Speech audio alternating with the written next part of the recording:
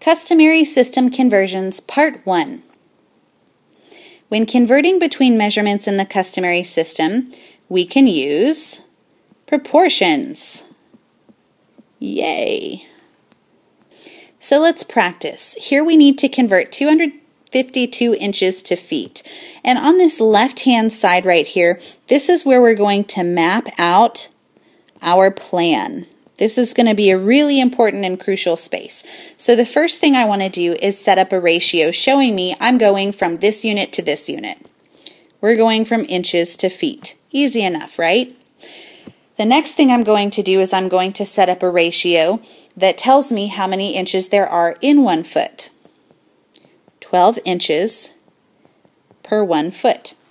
So I'm mapping out my plan. This is the info that I need to solve the problem and do my work. So let's take this info and actually solve this problem. Now we need to set up a proportion, and the first ratio we're going to use is the ratio we wrote in our plan, right, where it tells us how many inches there are per feet. And then because it's a proportion, we must have an equal sign. And then we have 252 inches over X feet, because we don't know what that is yet. Now remember, to solve a proportion, I need to see how I can make the first ratio equal the second one. How do I make 12 equal 252? Well, I'm going to multiply it by something. Now, to figure out what that is, you could do 252 divided by 12 and see what is it we multiply 12 by to get 252. Or you could just do some guesswork and multiply around a little bit to see what you get. Well, I did the division, and I know that if I multiply 12 times 21, I will get 252. So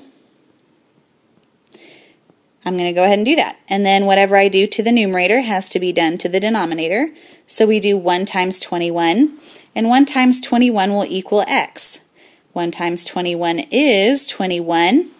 So x equals 21 feet, and we need to go ahead and write that in our little answer blank. Now let's convert 75/100ths of a pound to ounces. We're converting pounds to ounces, so I write my labeled ratio first. And now I want to see what ratio I can come up with that tells me about how many ounces are per pound. Well, for every 1 pound, there are 16 ounces. So this is the info I need to start my work on the right-hand side. Let's go ahead and set up our proportion. Remember, the first ratio in our proportion is going to be the one we used where we mapped out our plan. So 1 pound for 16 ounces equals, and then I have 75/100ths of a pound for X ounces. Well, how do I make 1 equal 75/100ths? Easy. I just multiply it by 75/100ths, right? So what I did to the numerator also has to be done to the denominator. We have to do 16 times 75/100ths. So 75/100ths times 16. I want you to go ahead and pause the video to solve this out and then press play to check. When I multiplied 75/100ths times 16, I got 12. That means X equals 12 ounces, so our answer is 12 ounces, and we need to make sure we put that in the answer blank. In this problem, we're converting 144 inches to yards. But do you notice something about this conversion problem? We're no longer going straight from one unit to the very next unit. We're skipping a unit, right? There's a unit of measurement in between inches and yards, and that's feet. So there are 2 different approaches we can take to this problem. I'm going to show you one way in this problem, and then the next problem is really similar, and I'll show you the other way in that problem. So here's the neat thing about this one. I actually do know how many inches there are per yard, simply because I know that there are 3 feet per yard. And then for every foot, there is 12 inches. So that means there are 36 inches per yard. So this is going to make this problem exactly like all the other ones, right? Very simple. So when we set up our proportion, we'll use that first ratio that we came up with, 36 inches in 1 yard. equals, and then we have 144 inches over X yards. And so we need to multiply 36 by some number to equal 144. And I discovered that if I do 36 times 4, I will get 144.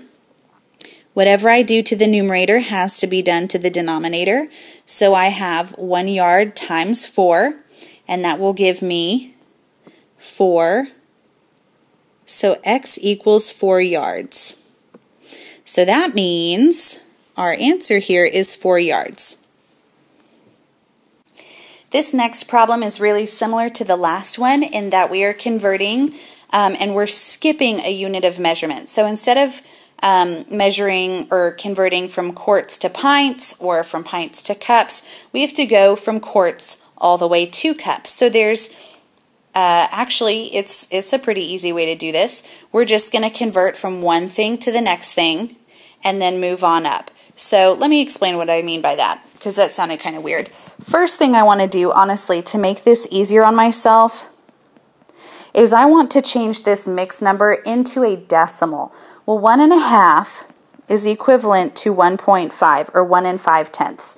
So that, first of all, is going to make this way, way easier for us as we do our problem. All right, now, step 1 is we are actually going to convert the quarts to pints. All right, so it's almost like we're taking a little stair step there. We're going to take baby steps. And I know that for every 1 quart, there are 2 pints. So remember, right now we're just mapping out our plan and figuring out what the best course of action is. We have step 1. Let's figure out step 2. Because we need to get all the way up to cups. Well, if I convert quarts to pints, I do know how many cups are in a pint, right? So we'll do pints to cups, and I know that for every 1 pint, there are 2 cups. So we've mapped out our plan on the left. Let's put it into play on the right. So step 1, right here, we're going to do 1 quart for every 2 pints, so that first ratio we wrote, equals 1.5 quarts for X number of pints. And so I just have to make 1 equal 1.5, and that's pretty easy. I just multiply by 1.5, right? So whatever I did to the numerator, I do to the denominator. So if I did 1.5 or 1.5 times 2, let's see what we would get there. If I do 1.5 times 2, I get 3. So here X equals 3 pints, which is great, but that's not our final answer because our final answer is cups. So we did step 1. Let's try step 2. Step 2 is converting the pints to cups. So again, I'm going to use the ratio we had in our little map out of our plan. So 1 pint for every 2 cups equals, and then I'm going to say 3 pints, but I don't know how many cups that is. And so now I just need to make that first ratio equal the second one. How do I make 1 equal 3? Easy, 1 times 3. Whatever I did to the numerator has to be done to the denominator, so we have 2 times 3, and 2 times 3 is 6. So X equals 6 cups. Are we looking for cups in our final answer? Yes. So our final answer here is 6.